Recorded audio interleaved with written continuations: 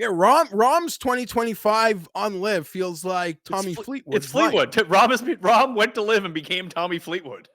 Like, what are we doing? You're entering the Mayo experience. Mayo experience.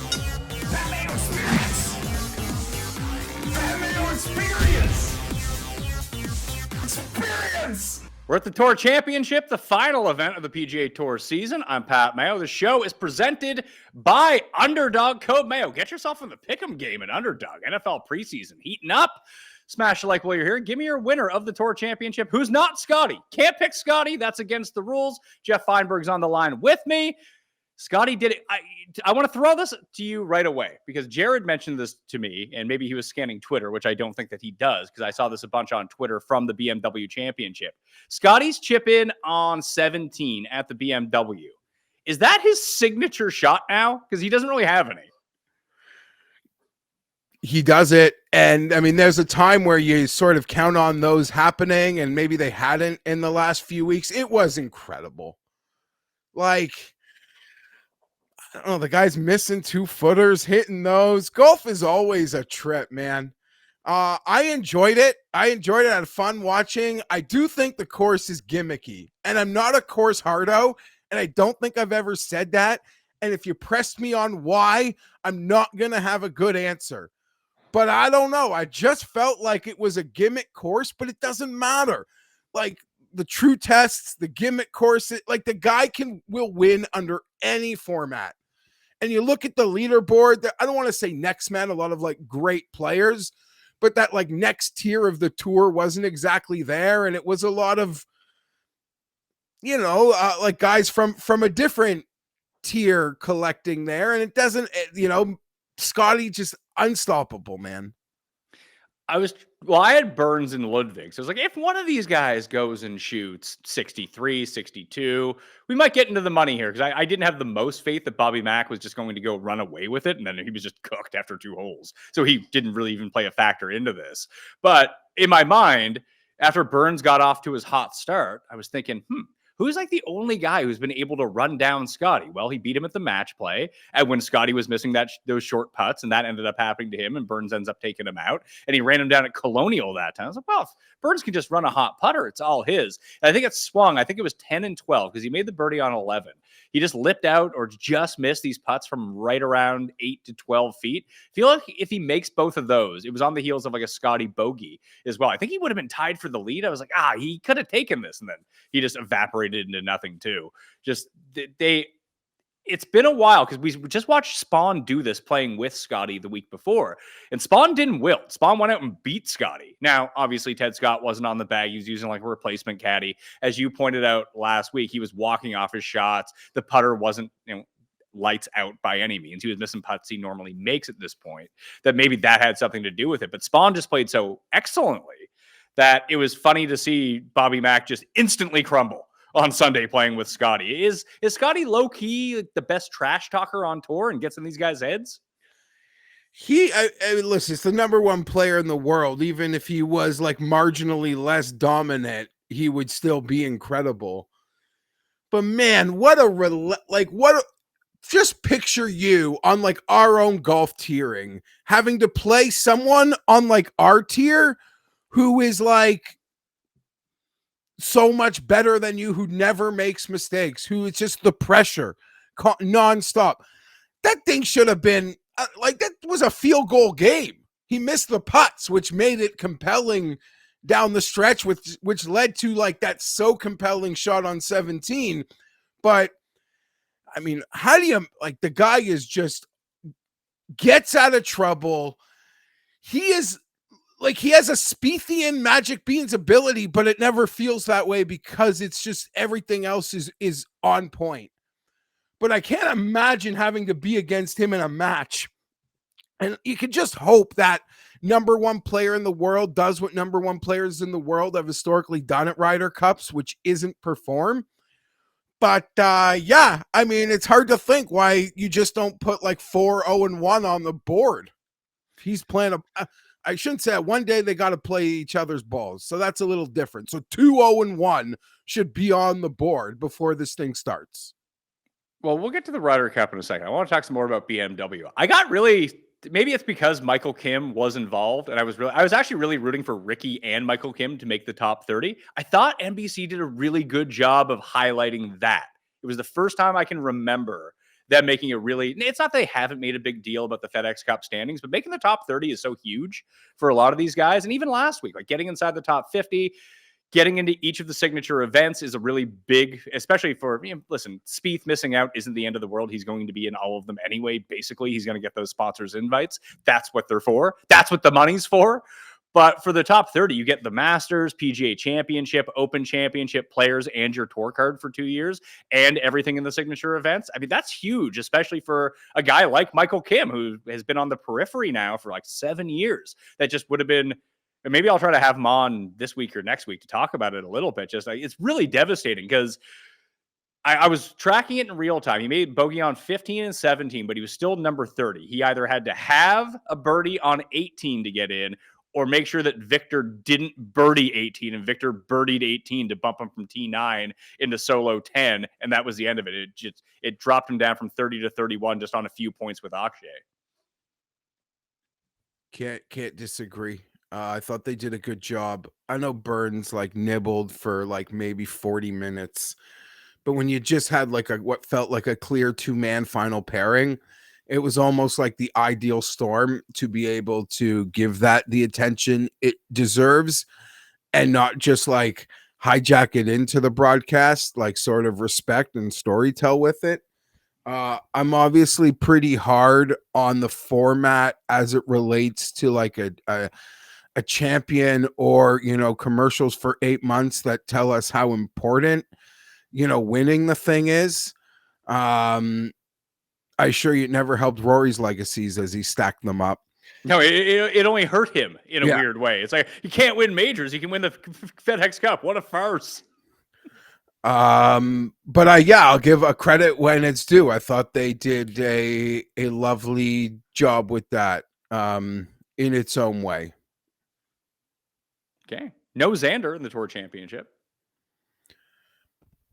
That's really strange. Well, he missed like 2.5 months, I think it was, or 2 months. I know, but there's guys in the Tour Championship who feel like they had horrible 4 months, like where they made right. So, it's fickle.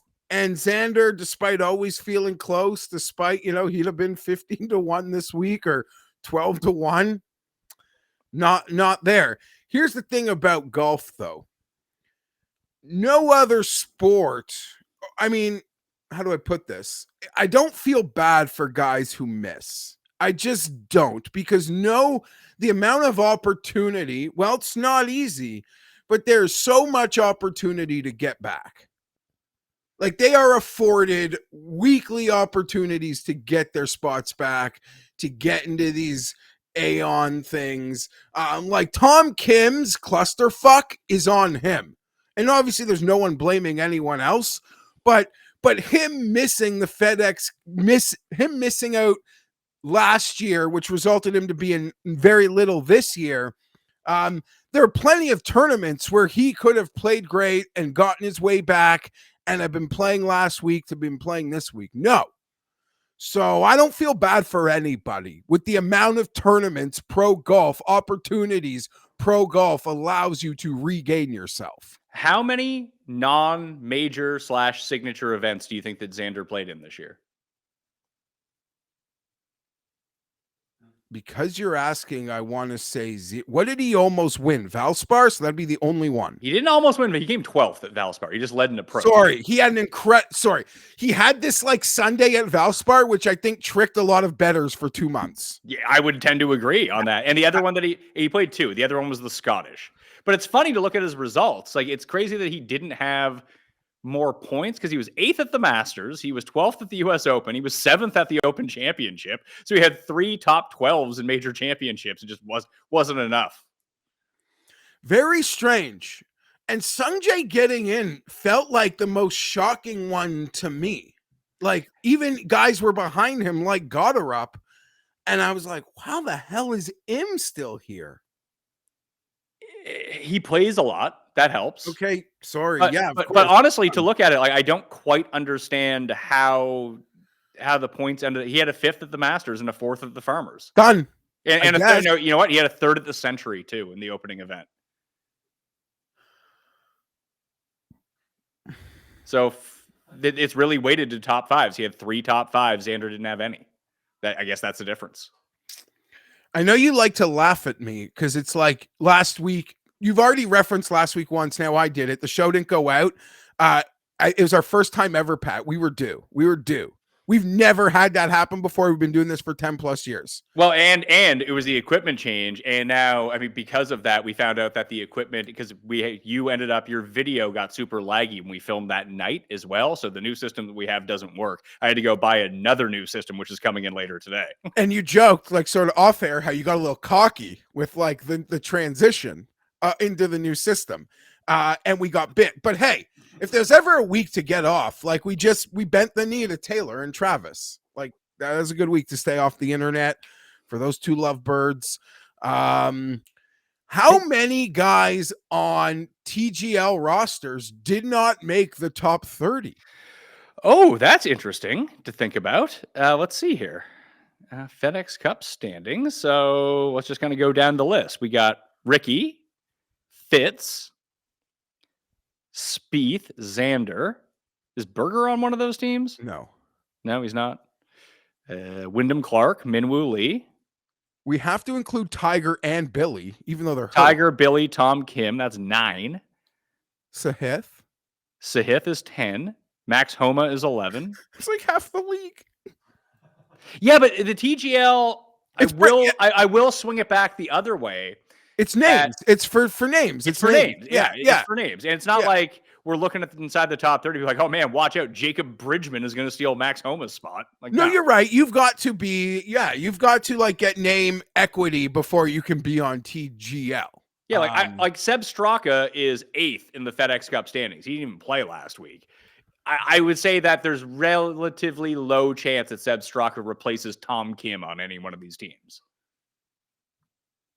Yeah, I have no idea what their plans are for the future. But hey, that's just a side note. That is just a way how I like a microcosm of how beautiful golf is and how the magic is always turning, and it's a cruel game. It's a cruel game. Beautiful.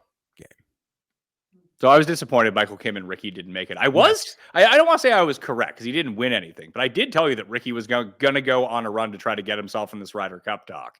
And if he had just come like top 3, like he had a really good Sunday yesterday, I feel like his name would have been bounced around. Anyone who got in with a pulse was still bounced around. Like Chris Gotterup felt dead, feels dead. He got in. So now it's a chance to prove that wasn't just like 3 weeks of good golf. Well, when are they doing the Ryder Cup captains picks? Is it before the Tour Championship or is it after? Like, it's this week sometime, isn't it? No, it's in a couple weeks, I think. Is it? Yeah. Europe still has events to play. Like Rasmus, because he didn't win in Denmark. If he wins, he doesn't have to win this week at this point, I think. Oh, you know what? You know what we're missing right now? Not that you care, but I saw on the Today Show today, Keegan Bradley was going on to do the uniform unveils. Ooh, that's fun. I'm not sure. I don't know what the deadline is. You'd think I would know that.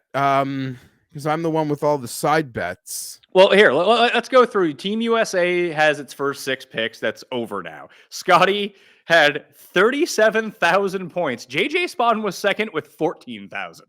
And here's how bad the USA team has been. Xander is 3rd based on his less significant major wins from last year. Still got him to number 3. You don't see that often. Like Bryson still made the team because he won a major last year. Now it's a 2-year like rolling, and all the majors this year I think are worth 3 times what the majors last year were worth. But it's funny to see both those guys still up there. It kind of shows you the state of the guys that were good last year versus the guys that were good this year as American players. Yeah, it was a very choppy year for American golf. A lot of turnover. Even if you look at the leaderboard of last week, it's a sad state of affairs because you pretty much had like Xander, JT, Colin, Patrick Cantley all bunched up at like +2, +4. And then it was all those guys sort of trying to make moves, playing really well, right? Mav and Sam. And I mean, I think we'd all agree Ben is just, I mean, what Ben Griffin did yesterday with that scorecard, let alone before that, like his spot, I don't think is even in question anymore. So it's a tough, there's a lot of drama here, Pat. And I would say, how do I put this? You can call it like a positive or a negative on the FedEx Cup, but I've never noticed it. And maybe it's just the hyperbole of the moment, but the pre-second leg of the FedEx Cup talk being like so overwhelmed by the Ryder Cup. Listen, we do a golf show because we love golf. I'm on here in like March wanting to talk about this thing. We know. Yes, annoying. Thank you to our listeners. Thank you, Pat, for letting me have my rants when none of it really matters because it all fluctuates all the time, but I love it. I love it. It is really, other than like my teams, it is my favorite thing in sports. I think I like it more than the Masters. I truly do. Really? Yeah. They're not playing for anything. They care so fucking much. The crowds are into it. It is just like 4-day, 72-hole stroke play. Stakes differ.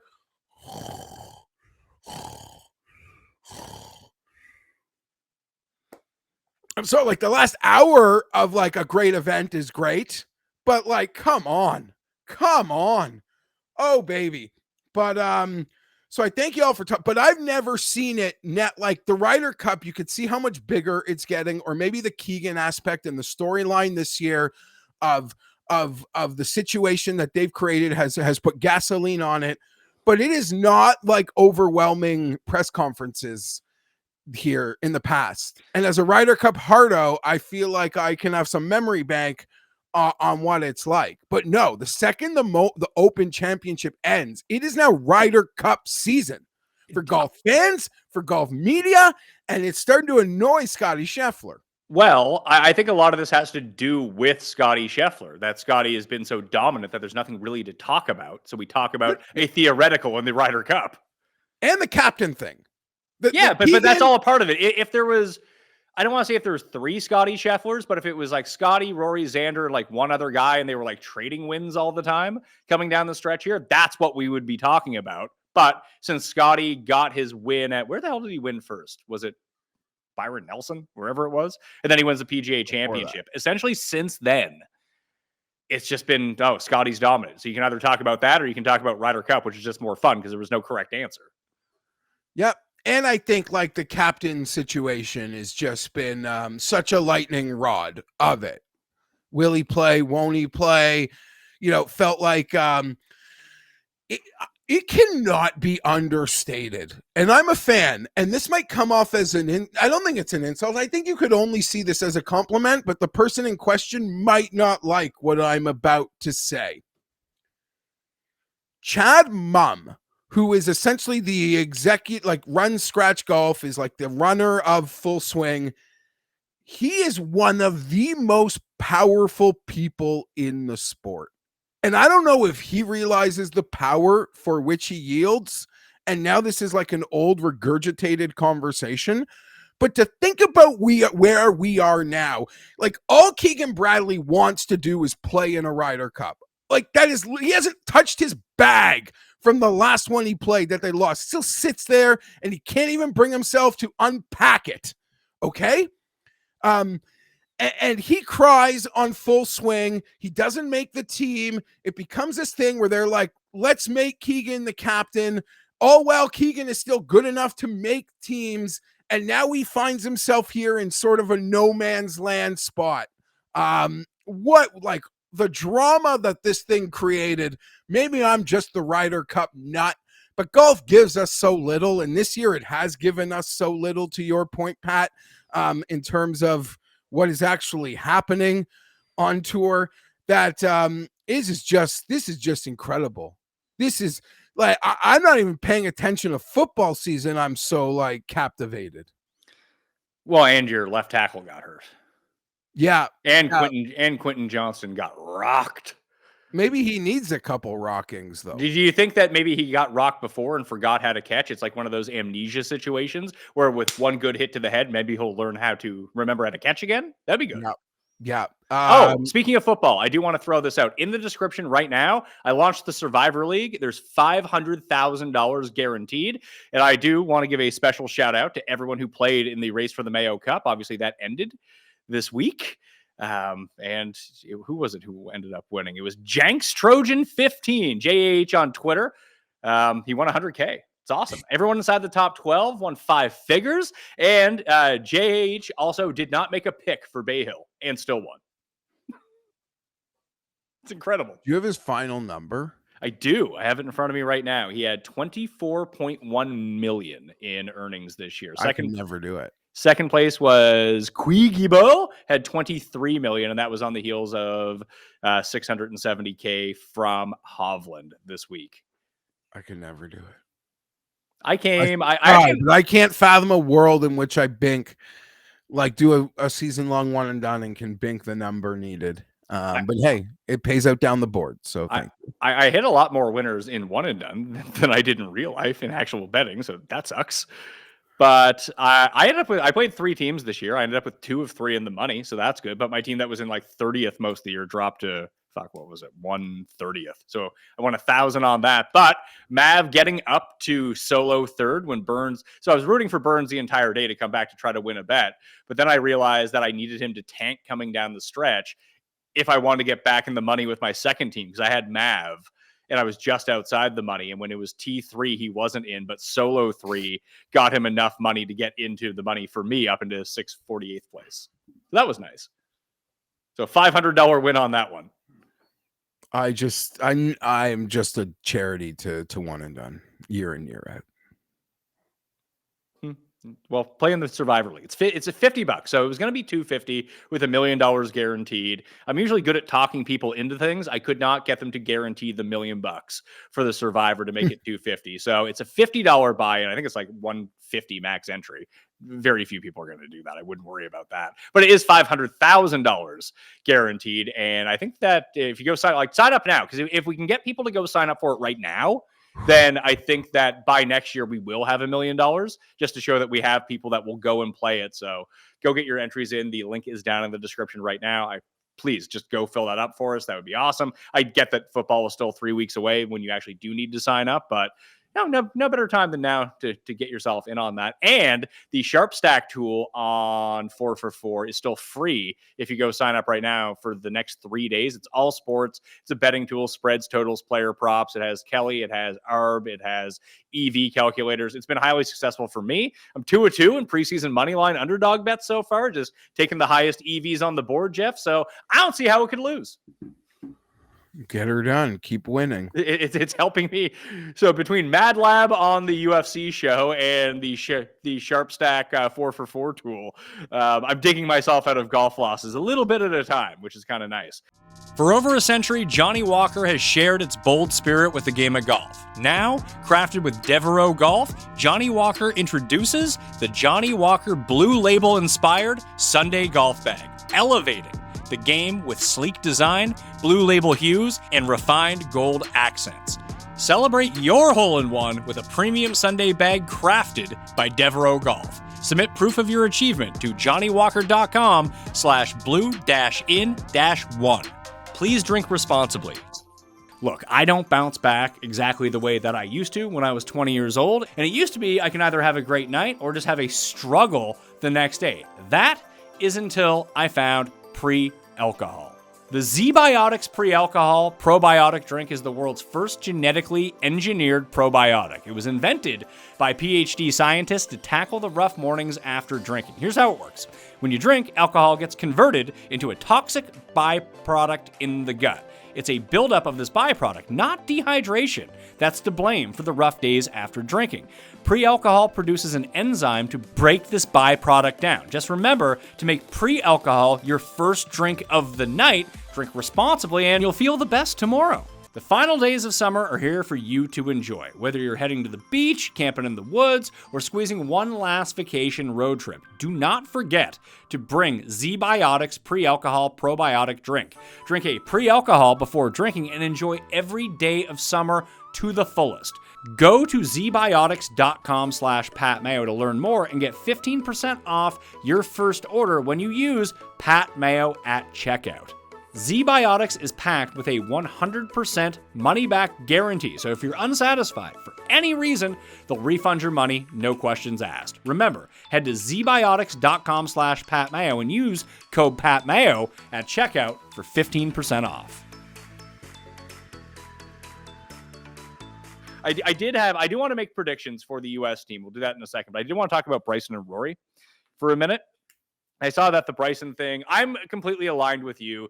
And I don't think this is necessarily what Bryson was alluding to, but it's what people glom onto with headlines. So over the weekend, it came out that Bryson had said that Liv gave him a special exception to go play on the PGA Tour because all of the U.S. Ryder Cup guys are going to go play in Napa for the Procore, which is, I think, week 2 of the football season and 2 weeks before the Ryder Cup. To get some camaraderie on the go. Great get for Napa, by the way. This is like the best thing that ever happened to that tournament is all the Ryder Cup guys going to play. But obviously, Bryson is on Liv.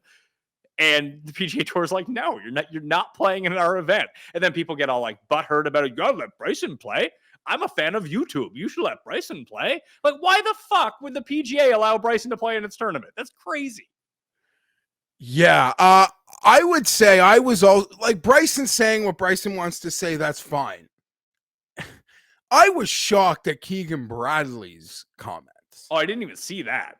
He's like, I thought like winning or the Ryder Cup should be like what's most important. Oh, fuck off, Keegan. Are Would you Keegan serious? Bradley have Go to Liv then. Keegan Bradley a year and a half ago being told this, like before being on a team or captain. Like, so that's just like, bro, you're just too like deep into your situation. That is an embarrassing, ridiculous comment. Bryson can still go to Napa. The PGA Tour can hand him a credential. He could have locker room access, driving range access. He could even hit balls on the range. I wouldn't even think that would be a reach for the PGA. But a fucking tee time? Get the fuck out of here. Get out of here. It's insane. And anyone that thinks that this is important or paramount, you are lost also. Pat. Listen, I listen, if it was me, and like, do I want him to be able to play in this tournament? Yes, I would love to see him in Napa playing with everyone else. If I'm the PGA Tour, 0 chance. Remember when they came up with that first Live Peace deal at Oakdale? Where like the first agreement, the first thing we said was like, okay, we're already like late in summer. One of like the goodest idea you got, Jeff. No, but it was like, this would be a great time for a good faith gesture to allow the international team or the President's Cup to use Live players. That was a PGA Tour run event is the President's Cup. And I thought like, just like, okay, there's now like a ceasefire or an agreement in principle. When things were still like good and agreements looked like they were coming, the PGA would not even consider that. The PGA doesn't own the Ryder Cup. Ryder Cup talk, like it's a good storyline. It benefits the PGA Tour. People being excited about it is absolutely in the PGA Tour's best interest. But the PGA Tour doesn't give a shit.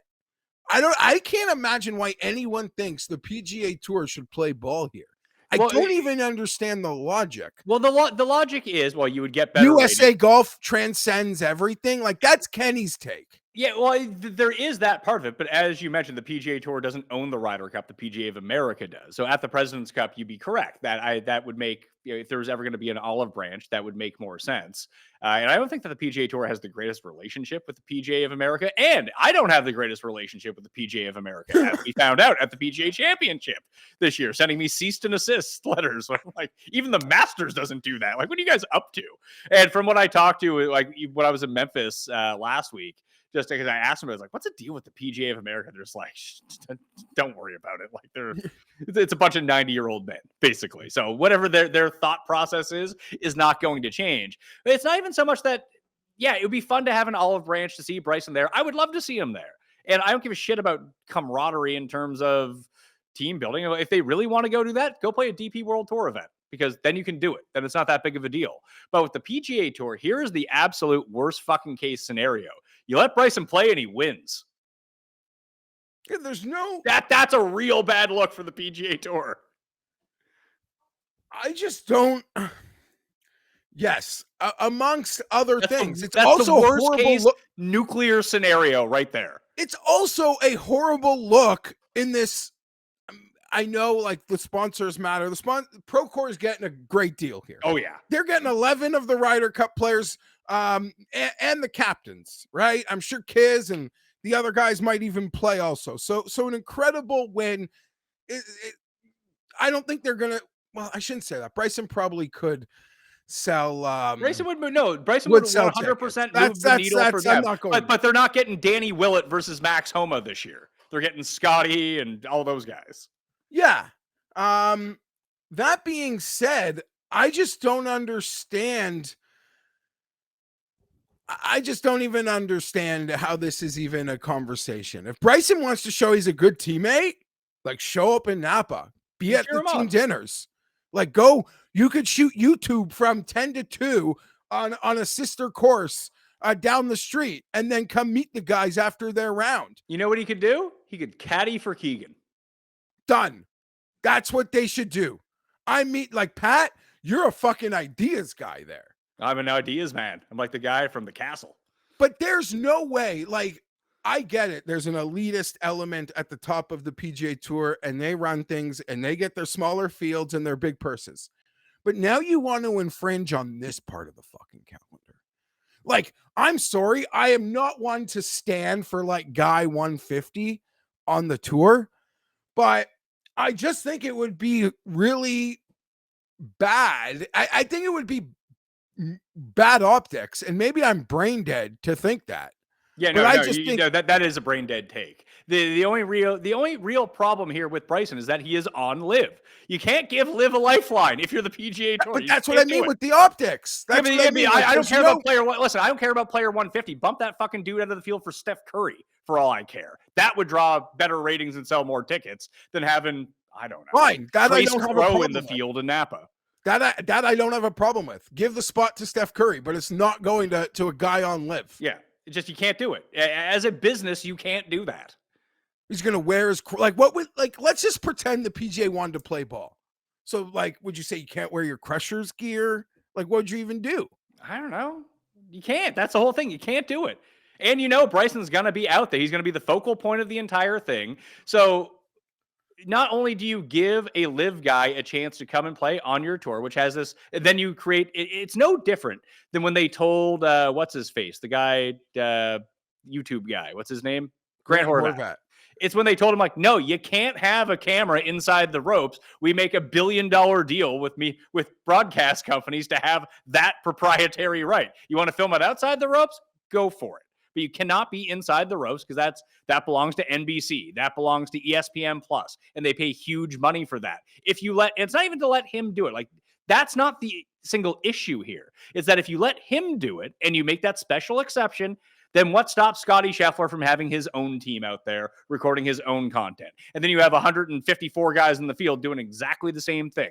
I know that wouldn't happen, but it opens the door for that to happen. If you do this for Bryson, it opens the door of, why don't we have DJ back? Why don't we have Brooks back? When they're banning other guys from being able to play, it sets a very bad precedent. Then you have the optics of, if he wins the tournament, it makes you look foolish and makes actually props up Live. And if Bryson is there, the only person Scheffler is going to be in this field. If Bryson played in that field, the only sort of media you would get all week is people talking to Bryson about Bryson and asking other people about Bryson who doesn't even play on your fucking tour. It's a terrible idea. There's not even a rebuttal needed for any of that. That's incredibly well said. And the only other part, I think, the only other thread that you're not saying that would create a problem is what if there's an event where a sponsor who pays way more than Procore wants a Live player? Why can't I have Bryson in my You gave Procore one. They pay 1/5 of what I'm paying. So it's just a can of worms. That being said, I think your caddy idea, while the PGA might hate it, is freaking phenomenal. But I will, at this point, be upset if I don't see Bryson in Napa doing the team. We all know like stuff. there are like Xander tends to play in this tournament. And I think Cantlay does too. It's basically a wives weekend in Napa with them. And they just got like wasted and missed the cut. Yeah. Yeah, no, and it's an easy locale. Like you're not dragging them to the Midwest. It's a nice team bonding trip with the wives out in Napa. Obviously, we saw how great it worked for Europe playing in Cranes. I'm probably pronouncing that incorrectly. Before Rome as a team, and they all like 11 of them finished like top 15 or something, or top 20. It was a great launching pad. So I totally back what they're doing, and Bryson can be there, and Bryson can hit balls, but he ain't getting no tee time. But that doesn't mean he can't be part of the bonfire or the kumbayas. Agreed. Just talk to my buddy Will Knapp. He runs one of the wineries out there. He had us out with my wife and my friends when we were in Napa. Just if any players are watching this right now, just message Will. He'll hook you up. Great location too. And I would actually now put this discourse as the #1 power ranked most insane Ryder Cup discourse of the year. Yeah, well, they tried to suck Rory into it as well. They were like, "Hey, do you want to be the playing captain?" And I don't know if he believes this. I think he's just trying to like sow like negative thoughts in the U.S. team. He's like, "No, I would never be a playing captain. It'd be too hard." There's 0% chance he believes that. No, I actually think he does believe it, but Rory's of a status where no, I'll play till I play, and when I'm done playing, I'll do the other thing. I don't need to do two at once. I mean, we saw Tiger be a playing captain. Wasn't that big of a deal? Okay. Yes, it was a President's Cup, but now this is 3 times I've seen Keegan state verbally there's no one he can talk to about this. Arnold's dead. And I'm like, I know the President's Cup is Ryder light, but it was a road game in a tough spot. It was a tough spot, and Tiger did it. So I'm not like, it's not an apple to apple, but it's maybe like the fanciest apple to a shitty apple. And I don't know why he keeps saying no one has done this before. There's no one for me to talk to about this when Tiger literally did it in the last decade. Dude. Maybe Tiger hates his guts. Well, the whole Tiger thing and him not doing it is its own story, and part of the reason that we're in this moment of what the fuck is going to happen. I think East Lake's going to be a gong show. The race for the Ryder Cup at East Lake is what I care about the most at East Lake, not which one of these rich guys wins a lot of money. That being said, Pat, I am cheering for the absolute funniest outcome that could top Live in funny, which would essentially be one of like, I don't know, Patrick Cantlay, Tommy Fleetwood winning this week and being the season champion.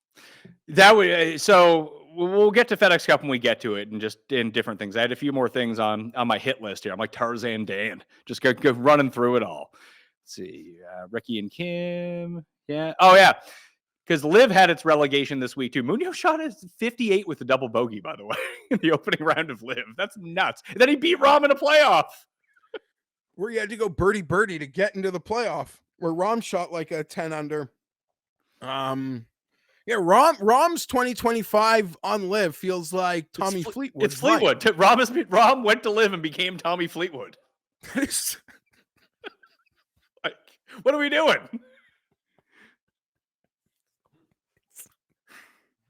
That's why, please. People were Tommy winning this week.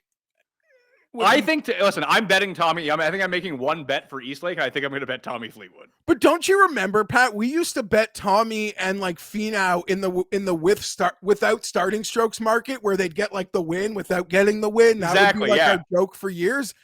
So at least if Tommy does win this clean, like he won't have just won the without starting strokes market. But well, here it is. One of the most underrated Anderkirks of the entire year, and maybe ever. And no one's going to care. It's never going to win a Custody. The Custody Awards came out, by the way. If you missed it, go check those out. Freddie Ketchup earned 0 points on Live this year. Cuss guy. Best signing Live ever made. This guy is going to be a superstar from Cuss. Direct quote. 0 points on Liv, tied with Anthony Kim. Ruined for poor Freddie Ketchup. I don't even know what to do with this. No one is like a bigger Benedict Arnold than Cuss, though. Like, all he does is turncoat on takes.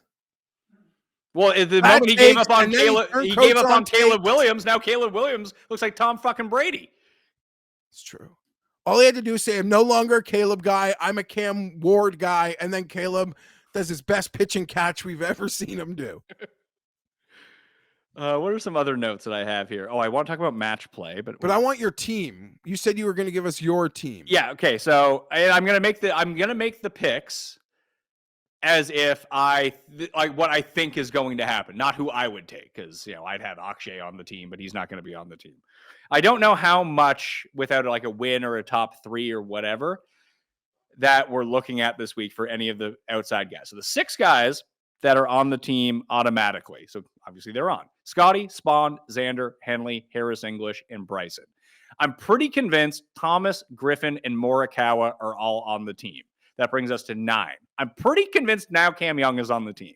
I think he's about as close to a lock as you can have. He now has 5 top 5 finishes in his past, or top 10 finishes in his past, like 7 starts or something like that. He did exactly what we kind of laid out that he would have to do to make the team. He did it. New York guy, perfect skill set for the course. I think he's on the team. That gives us 2 more spots to pick from, and I think they're going to go with Cantlay and McNeely. So you think Keegan's going to sit out? I do. I don't think that he should, but I think that he is. I think he is also. And I think it kills him to do it. I feel so bad for Keegan, because if he wasn't captain, Pat, he's on the team. There's one Cantlay. I think that Cantlay has Cantlay could lose it to Burns still. That's exactly what I was going to say. Burns could take that spot from one of those 2 guys. Yeah, because Burns has a couple things going for him. And listen, I got Scotty's side bets on the internet. So I'm pretty nervous. Well, here's how it works out. That Scotty's friendship with Burns, now that Scotty is by far the best player, trumps Cantlay's relationship with Xander.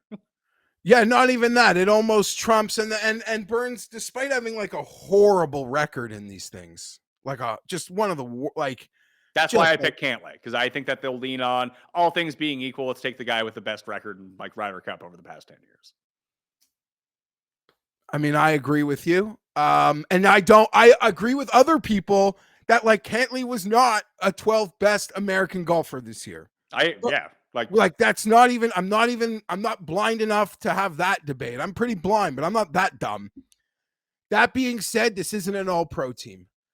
And I think Patrick Cantlay as your 12th man is great. Oh yeah. I think that's exactly what you want. And the same reason, I know like this is a big leap and you've mocked me for it. There were a lot of times on Team Europe where Poulter wasn't a top 12 guy.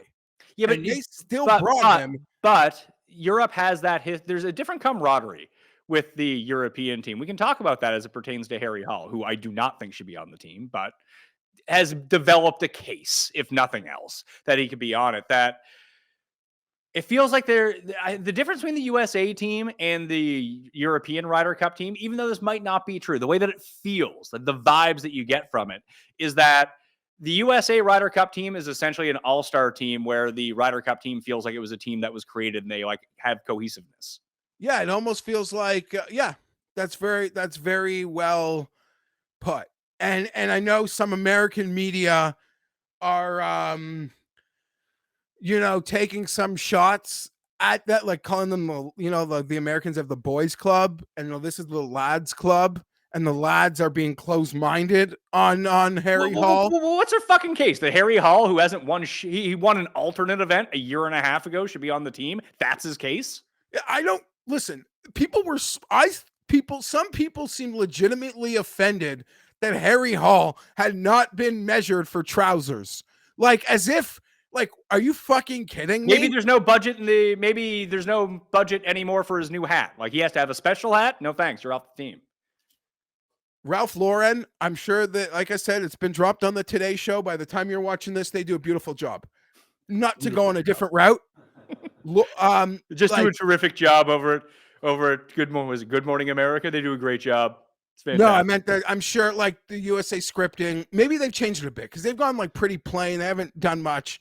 But Laura Piano, the European like fashion house that does Team Europe, where the shirts are like $600 retail, not an $80 retail shirt that the US gets. I promise you the fashion house can get Harry Hall his trousers if they need it. But here's what it comes down to. Are you taking Harry Hall over one of the Højgaards? No. Are you taking him over Shane Lowry? No. That's the end of it. There's the entire debate. Yeah. Can we just I agree. There's not really much and Europe's just the ability to run it back, be that unit. Nah. Do you think that Tiger didn't offer himself up to captain to Keegan because he knows they're not going to win? Or it's not, it's if he knew that they were going to win, like last time at Whistling Straits when they were like minus 10,000 favorites beforehand, they smoked Europe. That if it was that situation and Keegan wanted to play, the Tiger would be like, sure, let me do it. But this one's more of a toss-up, so he's like, yeah, maybe not the best time. I just think Tiger is like, I'm old for playing golf, but I'm not old for captain, and I don't need to do that yet. He's pretty like old. Even though, yes, he's getting old in the current situation of captains, he's getting old, but he's like, I got so much time to do that. I was shocked, though. I was surprised when he turned it down. Can we just rewind a little? Well, I want to throw out the thing that I dislike about Liv the most is that they stole Phil versus Poulter as the two captains here for us, which would have been awesome. Yep. Maybe we can get Sergio Phil in Spain, though. Oh, that'd be good. We're in a peace deal because they just announced. I think that you're far more likely to see one of the Liv Euros be a captain than any of the Liv Americans be a captain. Phil especially. Phil will one day get it. I hope so. I mean, I do hope that for him and the for people, us as viewers. The people at the heart of the last 4 years will at some point age out, and Phil will get people who are not as offended by the last 4 years will be put in to power in like a decade from now or something, and Phil will get it. I will like. I wish I like on one of those exchange markets or something. I would bet that Phil will like not die before he's a Ryder Cup captain, unless he dies tragically. I just want to rewind a little, and maybe this is part of my can't lay paranoia. You're trying to make something out of nothing there. Do you think like Mav's not a lock, right? Like it could be Burns and Cantlay. Yes. Yeah. It could be Burns and Cantlay. The only other, like there's a few guys, and I think that the final spot that I think it will default to Mav because of points. And he just had a third place finish at the BMW. That's helpful towards him. But had it have been Goddard probably takes his spot. Keegan won the BMW and didn't get on. Yeah, but there was more options that time around. It doesn't feel like, it feels like these spots are a bit fluid. So if Burns has another good week, I think that Burns would cancel out Mav, and it would be Burns and Cantlay. It could be Burns over Cantlay. So for those final spots, I'm picking Mav and Cantlay and leaving Burns off because I think that's what's going to happen. However, I do think that those are the two spots that can kind of flip. I'm with you that Cantlay is probably pretty secure. I'd say he's probably like 60-40 at this point. I feel nervous now. I'm nervous. Burns and Mav doing what they did. It's Burns that you need to watch out for Cantlay, though. He could take the Mav spot, but that Mav spot could be whoever's the hottest, like, first-time player. Burns is like Burns driver putter, man. Like that should fuck at Bethpage. So I'm scared. I wasn't scared a week ago, 2 weeks ago. There's like three other guys. I think that if they have an outstanding tour championship, like if Goddard all of a sudden comes second, like he has probably like a 4% chance of making the team right now. But hey, I mean, I can probably just go to betsportsgolf.com/Mayo and take a look at the win probabilities for this week. They might not be up yet. The tournament simulation, they're not up yet because not everything is out. Yeah, Goddard was dead, but then he got in on 30. In. So he's now in. Akshay is kind of the same way. Because I think that Akshay would be an awesome Ryder Cup player because he's either going to win you a hole or lose you a hole. Anyone who is made the FedEx Cup. No, Novak is the other one. Isn't Novak out? No, Novak's 15th in the FedEx Cup. Like if here's the best case scenario for you in all your Ryder Cup money, Brian Harman wins this week. Oh, that's a thing. There'd be an offset. I could lose 1,500 American and internet wagers on Cantlay, but I'd get it all back on my supersized rider bets. Here's the thing. The 12th man is going to play what? Twice, maybe? Twice. Yeah. It's gotta Unless the 12th man is Cantlay, and then he'll just be paired up with Xander, and he'll play 5 matches. Yeah, you don't. Yeah, and this is why I think Keegan is actually out, Pat, because he could never. Let's say as the captain, let's say you go out and you have a great match. You almost feel like you can't run yourself out again because you've got to see the team a little today. So you've almost penalized yourself if you're great from being able to go. Am I being crazy on that? No, I don't think that you are, but I think if it was me and what I would want from Keegan, if I was the one who was running all of this and I was Keegan, I would pick myself and I would put myself out in the first match. And if I won, I'd keep playing myself because it's all on you as the captain, as the player at that point. Treat yourself like you're one of the, if you pick yourself for the team, giving yourself 2 matches doesn't actually make any sense. You're saying that I should be here and I should be playing. Yes. That's why I'm on the team. I should play 4 times. Yes. I don't think Keegan, if he's on the team, yes, because I don't Keegan would be an interesting 12th man because I don't think he should have that 12th man treatment say, Højgaard is going to get potentially. Right? Correct. But it's funny because Højgaard still has a chance to get it on points. He might be one of the lock 6, which is weird because we would treat him as the 12th man. Yeah, it wouldn't matter. Nothing's changing. Remember when Cust was convinced Yannick Paul was going to make the team last time because he was high up in Euro points for a little bit? No, but I will say Cust, and he's gonna say I was totally in disagreement with him, which isn't true. Because I actually thought Keegan playing means USA has no chance.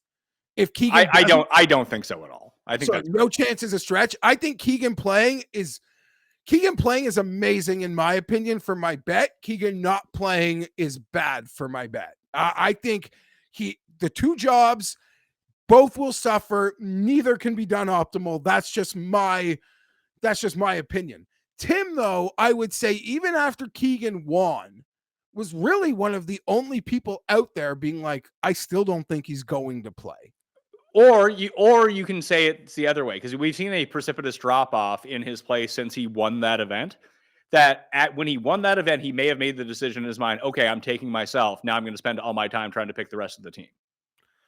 And I have long said, Pat, even though I think playing would be a huge disadvantage for the team, I do think Keegan's position on his status, his current status as a player, T25 in the world, whatever, his position and status on tour, I believe opens the door for the best captain's picks we've ever gotten. The most prepared, worthy captain's picks we've ever gotten. Just because of how close he is, how close he can feel it.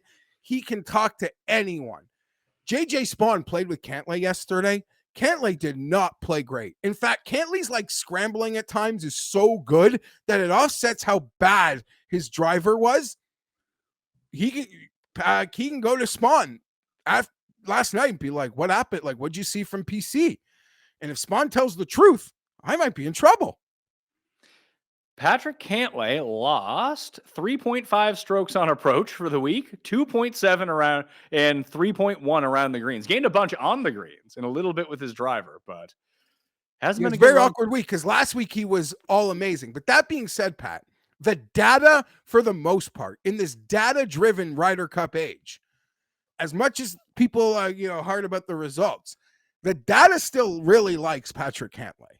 Sure. But a lot of that's baked into not necessarily what he's doing right now. A lot of the data that people are looking at for this stuff is a rolling average. It doesn't give as much weight to being previously good, but it does give weight to being previously good and punishes someone like Andrew Novak, who got a lot better this year. And I'm not saying that Novak's better than Cantlay, but I think it's pretty close. In Cantlay's struggles, though, the ball strike last week was a bit of an aberration. Through his struggles, the ball striking has really still been there. His approach play is good every 4 tournaments is what I will give you. And it spikes, but that's it. It's not in between he's lights out with his irons or driving. His chipping has been abysmal. His putting has sucked and his irons are great once every 3 weeks. So you just have to time it. So, get 2 tournaments in, then boom, he can spike for the Ryder Cup. All right. Because we're running out of time now because we haven't got to Eastlake yet. Ben Griffin. Did you see the Ben Griffin interview where he claimed that he overdosed on creatine? And I didn't, all I saw was people's feedback to it. Like, you can't overdose on creatine. I was like, okay, like what the fuck is going on here? So I watched the video. He's clearly joking about it. Are people like this thick at this point? They can't tell when a joke is a joke? Yeah, I believe that's the case. And on our canceled show last week, I mentioned I saw this day in the life of Ben Griffin from the FedEx St. Jude. He would the socials followed him for a day. The guy's a hoot. He's a blast. So it made me enjoy this week's clip even more. And it's like saying I can't overdose on chicken tenders, but I can overdose on chicken tenders. But you can say that you overdosed on chicken. Just Yeah, exactly. What are we talking about? No, it's clearly tongue in cheek. What he's saying, you can't actually overdose on creatine. Thanks, I appreciate your insight on that, pal. The fuck is wrong with people? I don't. Has the internet broken everyone's brain? A bit, yeah. I'm guilty because I get got plenty. The internet. Yeah, it's broken. It's broken minds. I just try my best to. Although he said basically what he had said was he took too much creatine at one time. It wasn't mixed with water properly, and he took it on the course right before the first hole. He said he got really jittery.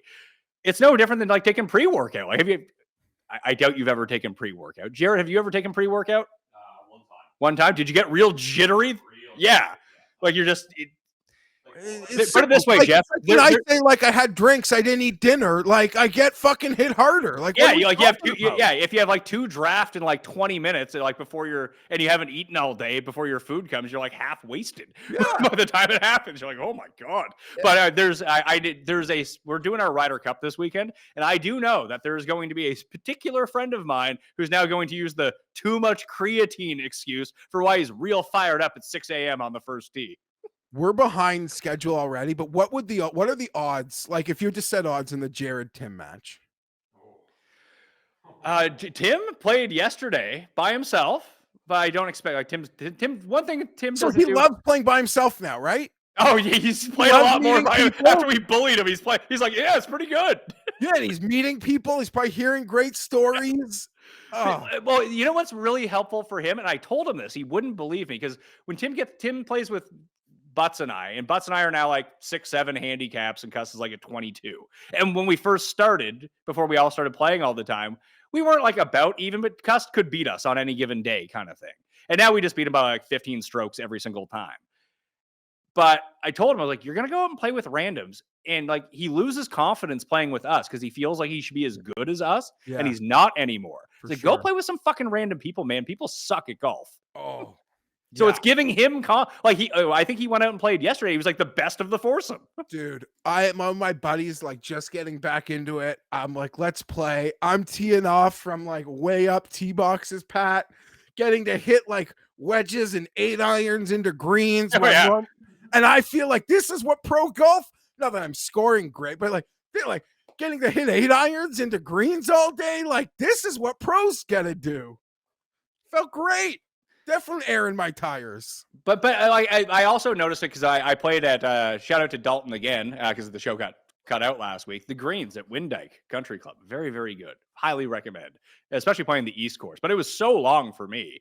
And they played from the tips. I played from one up, but it was way longer. I think it was 6,700 yards. And my course is 62, 63 from the tees that I play at. Those extra 300 yards make a huge difference. But all 3 of those guys were really good. And I'm pretty good, but those guys were way better than me. And if you're the worst guy in the group by far, it does crack your confidence. It either elevates you and you play awesome, or when one thing goes wrong, everything goes wrong. I mean, I'm not the longest of my friends, and play around. And when you hit first, in the fairway every hole, feels when I'm not first, I beat you this one.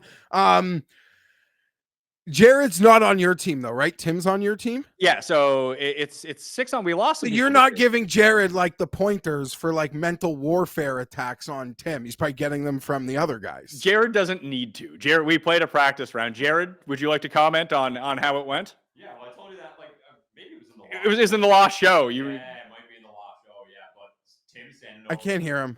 Oh, he can't hear you. Is your mic not on? Is your mic not plugged in? Should be on. How about now? I caught him off guard. That's Nothing. my fault. Yeah, the mic's over here. Oh. All right. What do you got? Can you hear him at all? Nothing? Like I hear him through, but it's even like further away than normal. Here, So one sec. Let me get up here. Oh, hang on. How about now? Yeah, better. But Better. Here, you can try this one. There we go. now I hear it. Okay. All right. Yeah, Tim standing over the 5-foot putt, maybe even 5 feet is generous. And he's like, I think it was Butts told me, like, yeah, just say something like real small to him so that he like gets a bit nervous. I was like, oh, geez, Tim, like pretty big putt here in a practice round, 5-footer. And he's like, Jared, I could not be any more nervous than I am right now. This is the most nervous I've ever been my whole life. And he fucking yanked it like 3 feet to the right and blew the hole. It was like to have the hole, and he fucking blew it. So now, like, I'm in his head now. I think I would set the odds at minus 120. Okay, so Me? that's around where I was going to be at. Yeah. I thought you were just about to say like minus 500. No. Well, if Tim's playing really good, like if he's shooting low 90s consistently, like, I'm not. Yeah, but I think like that. Here's the thing: Tim can mentally crack. Yeah, but the one thing is I specifically there's two things. One, I got paired up with the one person on the trip I didn't want to play with. Not because I dislike him, is that he's the most annoying person to play golf with, and it just chalk me up for an auto loss if I'm playing with him. And he's on my team. But just like I just can't be around him. I can play a team. Like last year, I almost broke a driver over his head when we had to play together. Oy. But we had to because he's on our team, and the guy who makes like all of the tee times is also on our team this year. That we specifically designed it for him to go out last of all of them because he's super slow for one thing. But if you put him out first, he gets beat like 9-8. He's the worst guy on the trip. But then he'll take his cart and come back to you after he's done his round and like play with you and just, what shot are you on? What's this for? What's the score? Like, you gotta shut fuck off. Like I'm trying to concentrate. And he's constantly asking what you're shooting, what everyone else is shooting. What's this for, man? What's this for? And he has no conception about what he's shooting or what shot he's on. I think he needs to know what you're on at all times. And he's a big fan of like, I wouldn't say yelling in your backswing, but I played one round with him this year 3 times. As I'm like back and starting to come down, he just starts having a conversation behind me with someone. The odds are going to shift dramatically after Tim's first tee shot. Well, Tim has to do the opening tee shot every year. So if Tim slices that into the woods, it's minus 600. Is he like the first match, or the tee shot is ceremonial? No, Cust is always in the first match, and he hits the ceremonial tee shot to begin things. Oh, okay. Yeah. So if that tee shot goes awry, fairway. yeah, his head is going to be gone, and then the odds are going to shift. Like the guy that I'm talking about that I don't want to play with is the worst. Like he probably shoots because this is all strokes. Like out of bounds rules, real like putt out. Right? I don't know why we're playing match play, but there's the only time we ever play like you have to putt everything out. It really doesn't make any sense. And then we do give like 1 foot, 2 foot gimmies if the one guy who runs the tournament isn't in our group. Like, yeah, it's fine. It's like here's the thing that people don't realize, and we noticed it very much last year. If you're not playing with like 1.5 foot gimmies for like, and your partner, like your opponent would have to concede it to you. If they want to make you putt it, you putt it. But if everyone is putting out every hole, it really does like really increase the length of the round. Of course. Because then people start like freaking out about 3-footers. Yeah, it's not just putting out, but it's like I now have to give this 2-footer like time and respect, as opposed to just like slobbing over it. Yeah. And you could see how that gets so long. I'm in favor of you're in a match. Like people can give each other putts all the time. Good, or sorry, buddy, it's your turn to hit it now. Yeah. Yeah, like that's a part of match play. Maybe we'll curb the match play to next week because we are running out of time here. We should probably make some East Lake picks. But anyway, I just want to talk about my Sorry, East Lake will be quick. Yeah, it's just I'll throw this out to the people, maybe get some reaction to it because I said it on Twitter. But match play doesn't work. Why doesn't match play work? Because there needs to be stakes for match play to matter. And we saw it with the USAM this weekend. Match play is a great format for that. If a major was converted into match play, then it would have real stakes and people would love it. I mean, no one would love the finals because it's really boring to watch two people play golf against each other. But for years, I've been kind of the proponent of make the tour championship match play just to give it like a different format. But no one cares about this tournament. It was just like the Dell. Like the Dell match play, yeah, people who liked it, but it's not a draw when it gets to the weekend because match play is no fun to watch. And really, there's no real stakes on the line. This is why it works for the Ryder Cup. A lot of stakes at the Ryder Cup, but there's no stakes at the Zurich when you do it. So this is why we really can't have match play in a weird way. So I totally agree with you for the most part that it is conceptually not as like simple beyond the Sunday TV that rich guys doing the match play without stakes is less compelling. I would just say they got to just do something with the FedEx Cup to differentiate it if they want. In some ways, the FedEx Cup feels like the in-season NBA tournament. The difference is that's in season. There would be majors after it. Like the NBA championship and the NBA playoffs are after it, where it's this like fun thing that gets plotted in. Almost how you had your great idea for like a mini circuit of like Canadian Open, Scottish Open, French US Open, Irish Open. Yeah, the Open circuit, the National Open tournament. Yeah, that maybe there is fun things to put like little segmented things within the season. But that's a separate conversation. I do agree. People's assumption that the match play would be as compelling as like other match plays, I think are incorrect. And so for that, I will give you. I will just say the differentiator from the Raw, Monday Night Raw, circus schedule, 4-round, 72-hole stroke play, that there is a way to do a very properly formatted match play with buys that I think people would just glom onto just because of the differentiator. But I do agree that people thinking it would be this like compelling TV event because it's match play are out to lunch. So I can't disagree with anything you said. Here's what you do. At Eastlake, you only have 30 guys in the field. Maybe it would have worked better last week. But maybe that you award, you take the bottom 8 people who missed out on the top 50. They take the bottom 8 people who missed out on the top 30. Let them play a match play bracket at Eastlake at the same time. And the winner of the first one gets their, like, as if they made the top 30 with all the exemptions that you get. And then you have like the Spieth one for anyone who didn't make the top 50 and they get into all the signature events. Just do something like that. Fabricate something, but have it go along with like a real tournament.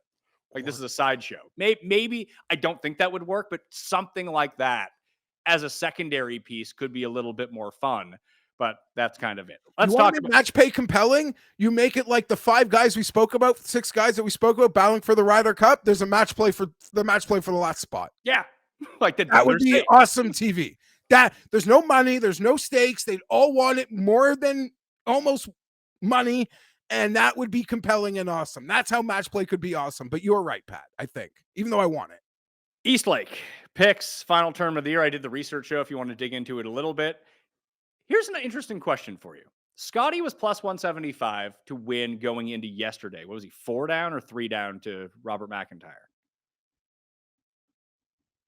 Whatever he was, but he's plus 175. He's plus 170 to win the tournament this week.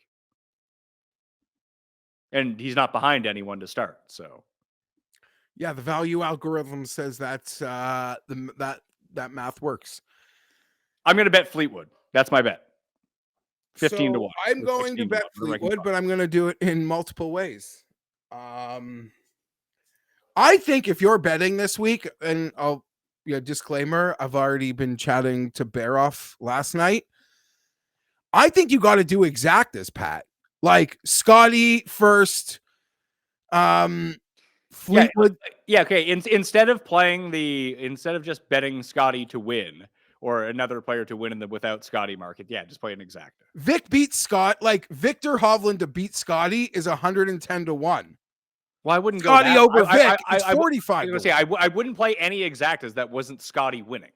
Because then I would just bet the other guy and not have to worry about it. No, but I would even argue playing it both sides. No, I think that's illogical because the numbers that you're getting on the other guys to win just straight up they're pretty good. I wouldn't want to have to factor in, because then what if Scotty ties with someone for second? Then you get chopped on it. Yeah, no, but I do agree. Like, mainly playing like whoever I think is winning, I'm playing an exact 1-2, Scotty first, that person. Yeah, I say I can get behind that. Instead of the without market, just play it that way. Although, yeah, like Scotty to beat Tommy is 25-1. Is there anyone else? Like, I'm going to bet Fleetwood because I think it's funny, and he's been playing great. Cantley would be. I'm the funniest guys. Like anyone, there's so many guys that'd be funny. Like Corey Connors winning this week be fucking hysterical. The other guy I might bet would be JJ Spawn, because I think the best comp that you can find for this tournament is going to be Southwind, especially now with Zoysia type fairways. They've made it longer. I just think that look at Southwind and see who played well there, and hopefully whoever ball struck really great there can putt this week. That's the way I would look at it. JJ Spawn. I'm already like this guy might be a Bethpage assassin. It doesn't matter the yardage. If he is in the fairway, he puts it to the pin high, and his putt fucks with every hole. Mm-hmm. He is so. Yeah, I mean, like obviously, like we have our Michael Kim tier, and so many guys did things this year. Like holy shit, I can't. I still have trouble wrapping my head around how highly I think of JJ Spawn right now. Well, he doesn't ever seem like this was possible. Shout out to our boy Ruvi, like day one Spawn truther. It's true. All right. So Fleetwood for me, and I'm going to bet Spawn. So 16-1 and 33-1 is what I'm seeing right now. Once I figure everything out, I'll put it in the cheat sheet and go. What about you? So for sure Fleetwood, because I'm at this point just here for the pain and the jokes. Nothing really else. I'm going to probably even play that exacta. I am, for the most part, cheering for humor this week. There's humor can come in many ways. Obviously, Fleetwood winning, hilarious. Cantley winning, hilarious. Harmon winning, hilarious. I am just cheering for humor. I'm sure the last 2 hours of this tournament might be fun, but I'm not giving it much time of day. This tournament hasn't been fun since it was Rose versus Tiger for the FedEx Cup. Yeah. And I'll be honest, Pat, I love you guys. I love our audience. We had a blast all through the year, and we'll be revved up again. I am really just, my body wants to turn the page on golf. Even though I'm seeing the board's great right now. We got one more show. We got one more show next Monday to recap the season and talk about this. Yeah, and not like to do Ryder Cup show be, oh my God, or like an emergency captain's pick drop in, I'm foaming at the mouth for. But to be like talking about betting a tournament, I can't. Getting the time off, my brain needs it so bad. I need to just lose money on football for a bit. Thanks. All right, that will do it on the Pat Mayo Experience. Follow me at the PME, Jeff at G Fienberg 17, sub to Mayo Media Network. Smash the like to the episode, betspertsgolf.com/Mayo to get the rabbit hole at 25% off. Play in the NFL Survivor. Sign up now. Help us out with that. And congratulations to everyone who participated in the race for the Mayo Cup next year. We might add 300 or 400 new people to it and bump the prize pool up to like 1.5 million, something like that. That'd be awesome. But we're not going to increase the prize, the buy-in for it this year. I think that's 250 is the number. It filled. I think that's the way that we're going to go. All right. I'm Pat Mayo. Thanks for watching. We'll see you next time. Pat Mayo Experience! Experience!